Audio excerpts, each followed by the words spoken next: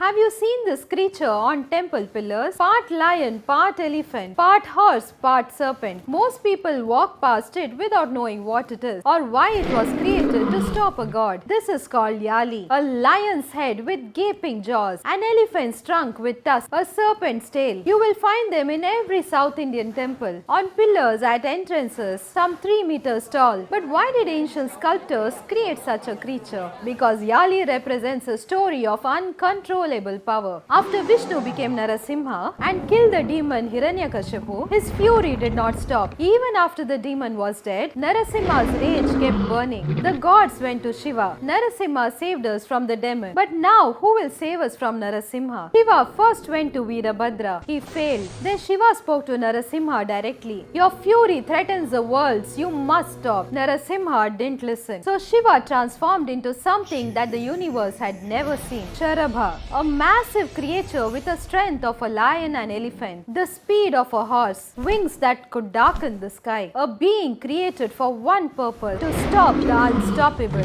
Sharabha confronted Narasimha, and slowly Narasimha's fury faded, not because he was defeated but because he understood. Even divine rage has limits. Now here is what is fascinating. The Puranas call this form Sharabha, but in temples these guardians are called Yali. Temple builders understood the story of Sharabha, the power that controls all power, needed to be remembered in stone. So they carved Yalis, creatures combining lion, elephant, horse, serpent, reminding everyone who enters, no matter how powerful you are, there's always a force greater. Next time you visit a temple, stop and look at the Yali. See the combined strength, the open jaws, the creatures trampled beneath its feet. Been standing there for centuries teaching the same lesson. Even gods need to remember, unchecked power destroys everything. If you learned something new today, share this with someone who loves temple stories. If you enjoyed watching this, comment Om Namah Shivaya and follow the Temple Girl for more stories hidden in our temples.